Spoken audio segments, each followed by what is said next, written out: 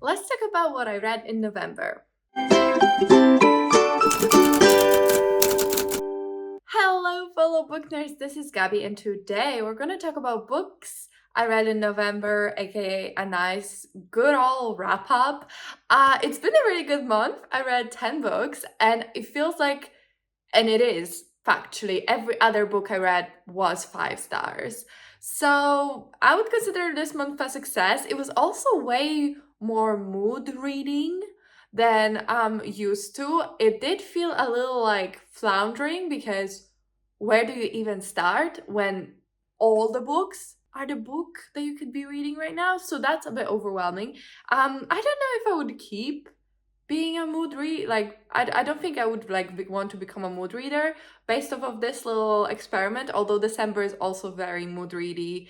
I'm just gonna read whatever I want.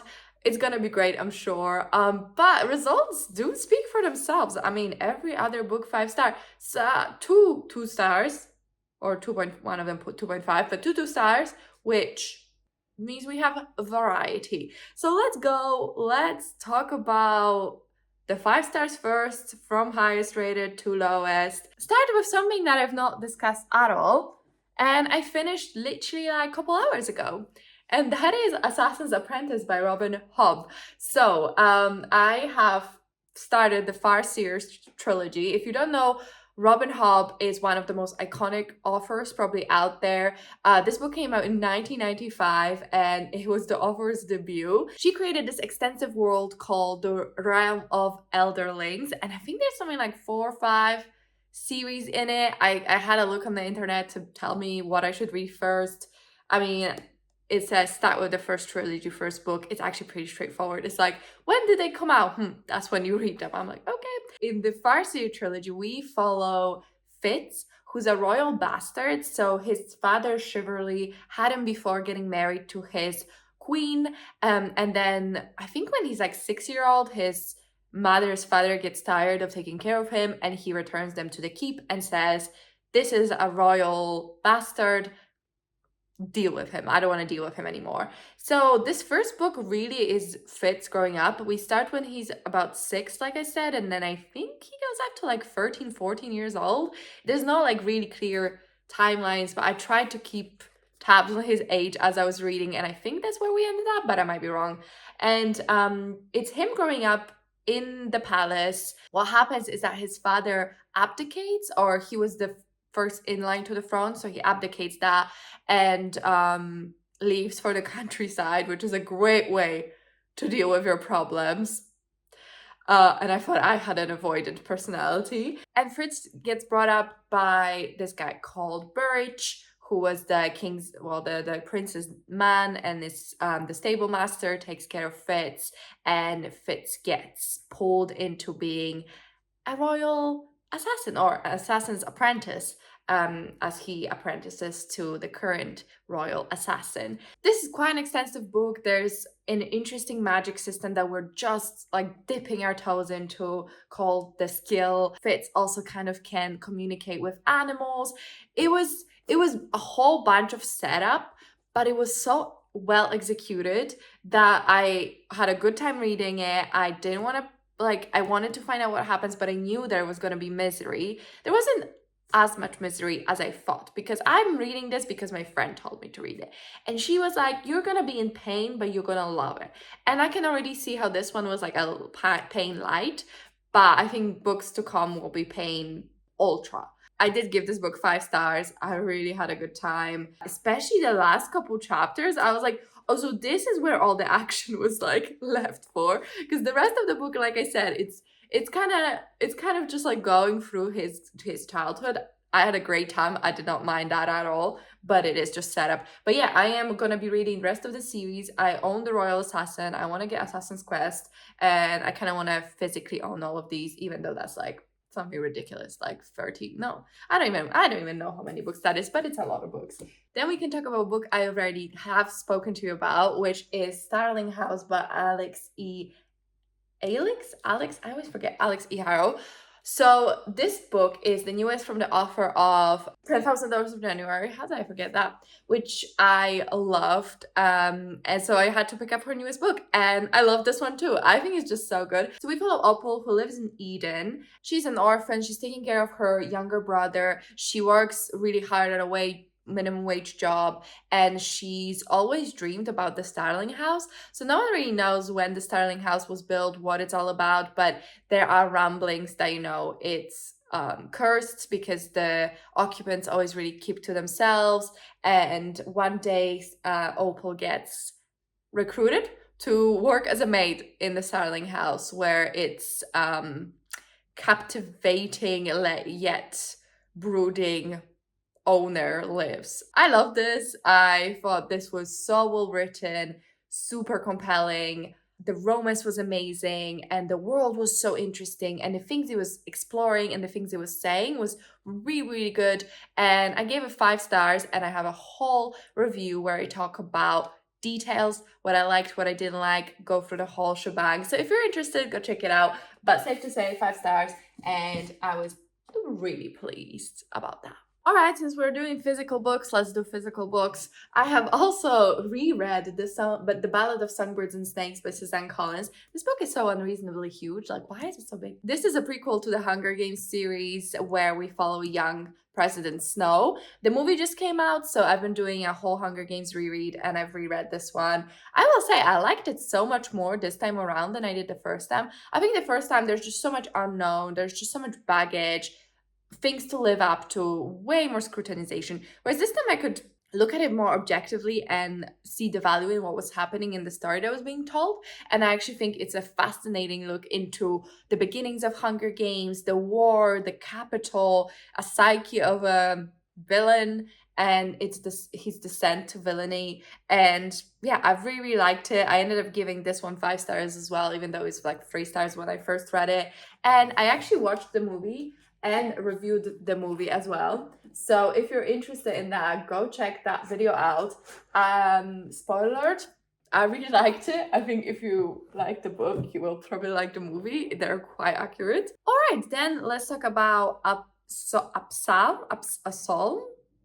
I don't know how you say the word in English, but the Psalm for the Wild Built, a psalm, I think, by Becky Chambers, which is a novella, and it's set in this future where machines have gained like intelligence, so AI became real, and then once the machines became self-aware, they decided that they want to exit society and they want to go away to the forest, never to be seen again and not interact with humans. So we're like presumably many years in the future. We follow a monk who feels like there's something missing in his life, and decides to become a tea monk and goes on this like tour of the world. And there's a robot, and the series is called The Monk and the Robot, I believe. And I thought it was a really beautiful exploration of meaning of life and having meaning. And I felt it was very like really relatable in terms of feeling like why am I here? What is my purpose? And do you even need a purpose? And yeah, I just felt like that was really strong message. It was really well written. The world was so interesting. The society was so interesting. I just had a good time. It's a really short story. It was only like 4 hours of the audiobook, and I listened like 1.8 speed, 2 times speed, so it was really not much. But I definitely want to read the sequel, and I think this was really reminiscent to me of the Singing Hills cycle books, which like Empress of Salt and Fortune, if you don't know, that's one of the books. It's a similar vibe in the sense that we get snippets of this other world, other society, and we kind of ponder what the meaning of life is. And yeah, I thought it was brilliant. 5 stars. I had a great time and will definitely read the sequel. The last 2 5 stars I gave were a series, so a book and the sequel. Stuff's series when I read like 2 books from the same series in a month. That's how you know it's series. I decided to pick up Fourth Wing by Rebecca Yarros. So Fourth Wing had like this massive moment on TikTok, maybe on YouTube as well, but on TikTok, people were like talking about it so much, and everyone's always doing all of these think pieces and stuff. And I had no interest in picking it up. But then my my coworker said she read it and really enjoyed it, and we were started talking about books. Turns out we have very similar reading tastes, so that was an amazing discovery, and we shall be exchanging, like, I've already given her multiple recs, and she has given me multiple recs. But she was like, oh, I'm reading, like, I read this, I really like it, I'm really looking forward to the sequel coming out, I'm gonna read it. And I was like, cool. And then my other coworker was like, I bought this book just now, I want to read it as well. And I was like, well, I don't want to miss out on this amazing opportunity to bond with my new coworkers. So I was like, I'm gonna read it too. And there was a audiobook on Script, or they call it like Everent now. They had the whole rebrand. I don't know, Script. The audiobook was there. It was like 24 hours. And then I think the sequel is 28-hour audiobooks. So I will say the books are very long. But I decided to pick them up, and my romantasy, which apparently is a kind of new coined term, which I didn't know, spark has reignited. I think December will be filled with fantasy romance because I need something to scratch this itch. So what is Fourth Wing about? Fourth Wing, we follow this world where this country is a kind of constant war. They have these wards, but they always get attacked, and basically it's become a very militarized society. So kind of the most prestigious thing you can be is a rider, and a rider is a rider who has a dragon, and if you bond with a dragon, you could become a rider. You get kind of like a signet, which is like a special magical power you get, and obviously the dragons are very cool. They're more like an Aragorn type of dragon, where they are very intelligent, have full form thoughts. They're like magically linked to you, mentally linked, and you can chat to them. Like, it's a whole thing. So we follow Violet, who's the daughter of General Sorrengail, and General Sorrengail is like one of the most well-known, highest standing people in the military. And Violet has two siblings, one brother who died during the war, and then a sister who's older than her. She's the youngest child. Her father was a scribe, so he was more all about the knowledge and the books and all that kind of thing. And Violet always thought she would be a scribe as well, because when her mother was pregnant, she had an illness, and Violet, as a result, always had quite weak bones and ligaments and was considered sickly. And her true passion was being a scribe. She loves knowledge, she loves books, like, it's a whole vibe.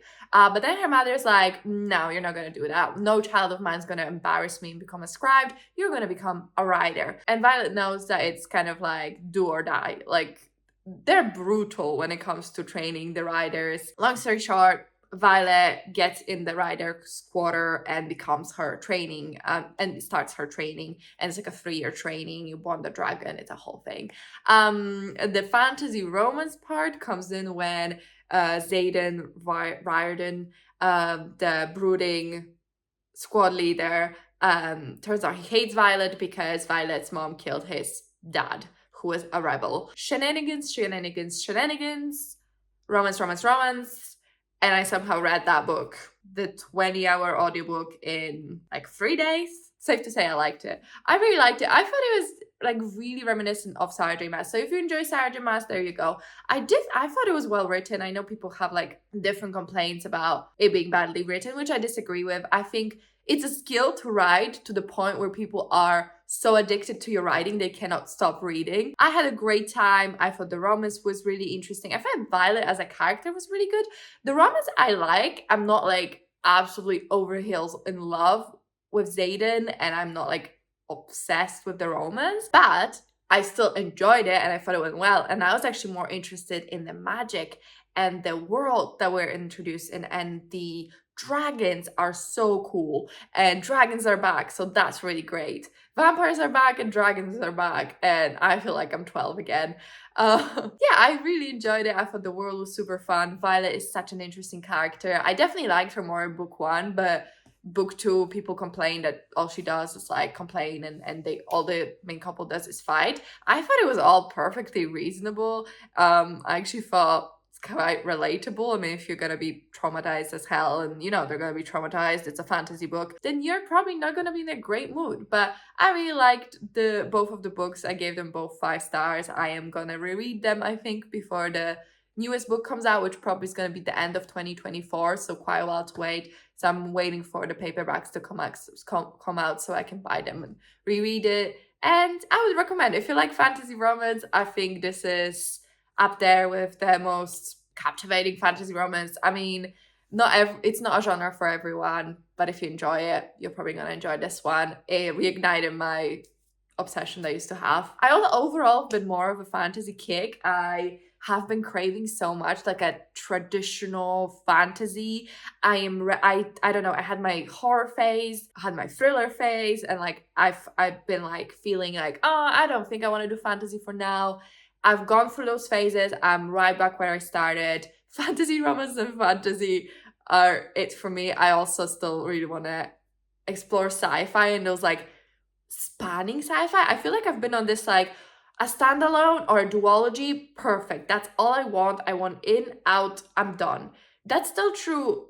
But if when there's a series that you're like, I am ready to be in this for the long haul, 5-10 books long haul, that's how I'm feeling. Like I am ready to commit. I had my little like stumble where I was like, I don't want to commit to a series. I can't handle that right now. Just like leave me alone.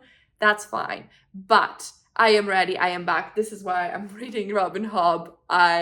So if you have fantasy, sprawling epic fantasy, sprawling epic sci-fi, or a good fantasy romance, give me the Rex, because I need the Rex. Like right now. I'm desperate. Okay, we have gushed about all the fantasy I loved. But now let's talk about books that weren't so good. Or they were good-ish, but I'm not about that life. The highest that I would say that are still a good book, it just wasn't maybe for me, was The Seventh Bride by T. Kingfisher. So T. Kingfisher, I read one book that I loved so much, which was What Moves the Dead, and then now I'm like, T. Kingfisher is my person. I know it. I'm gonna read their books for sure. And then I've not quite found one I liked as much as I liked What Moves the Dead.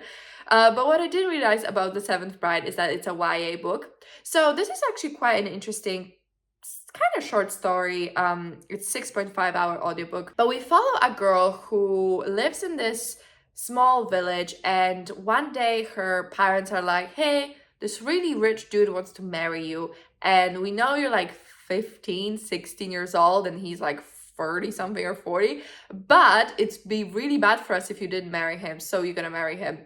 And then she goes to this guy's house. He's a sorcerer, and I mean, it's a short book, but like it's called The Seventh Bride. I think you can deduce there's 6 other brides. It's super creepy, really weird, and I really did have fun with it. It was just a YA horror, which is not my thing. Like if I'm reading horror, I want to read horror, and I didn't realize it was YA when I picked it up. But I think if I read it earlier or was just getting into horror, I would love it. It's actually really cool, and I like the things it had to say. So like I would recommend. All right, then for the 3-star, and I had it as 3.5 and I saw that when I was like before filming, and I was like, nah, is Rouge by Mona Awad. So another horror.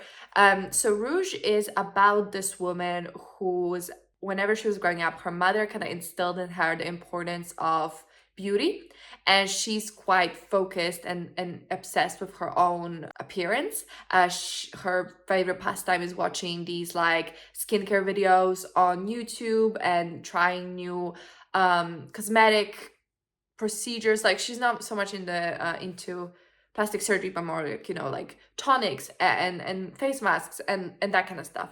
And her mother was also really like obsessed with her appearance. But her mother died, and the main character goes back from where she was originally from, Canada, to where her mother lived, which is Los Angeles, and tries like attends funeral and tries to take care of some of her mother's affairs. And one day she finds her way to this eclectic spa that her mother was a part of, and the spa is like super weird.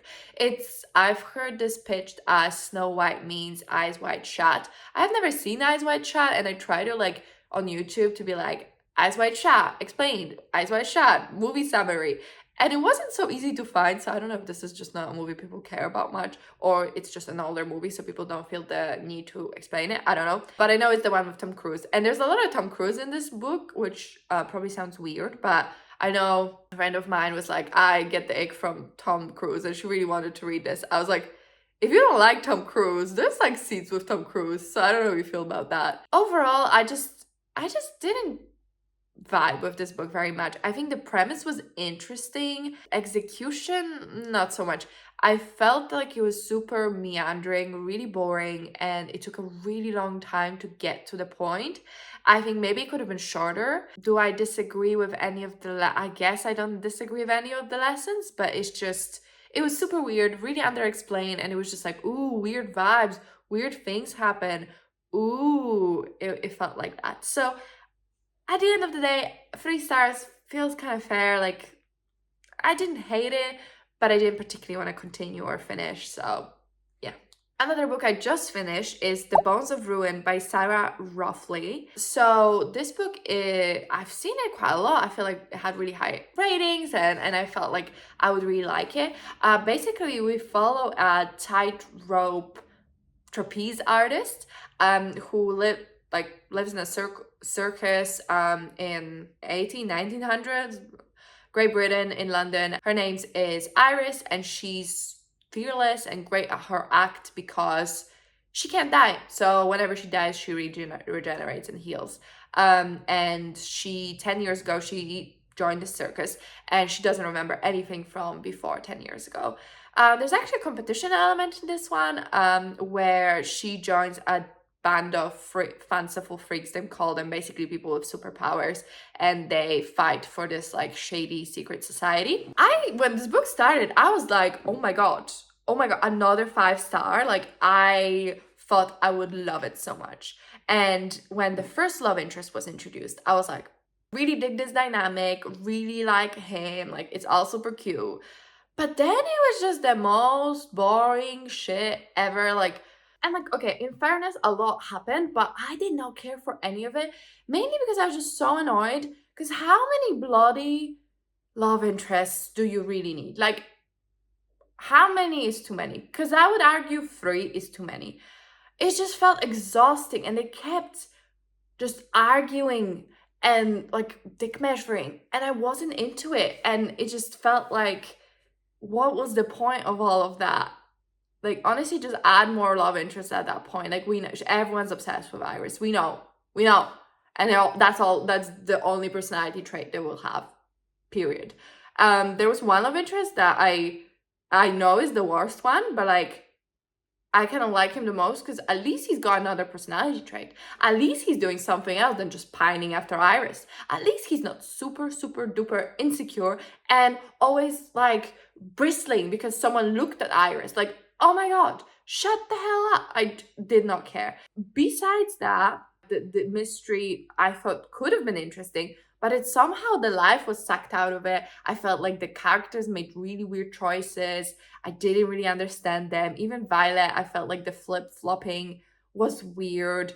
And I just did not enjoy it. I'm sorry. I wanted to really badly, but I didn't. So I gave it 2.5 stars. And I was like, I thought, oh yeah, for sure this is a duology, I will love it. It's not a duology, I think it's a trilogy, so the new book is coming out this year, but I won't be continuing it. The last book is very disappointing. I was like, had high hopes, but it's 0 Days by Ruth Ware.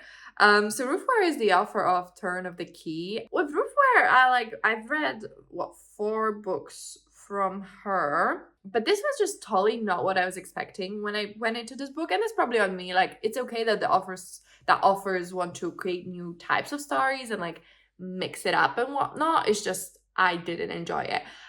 So 0 Days is about security. It's called pen testing, so like penetration testing.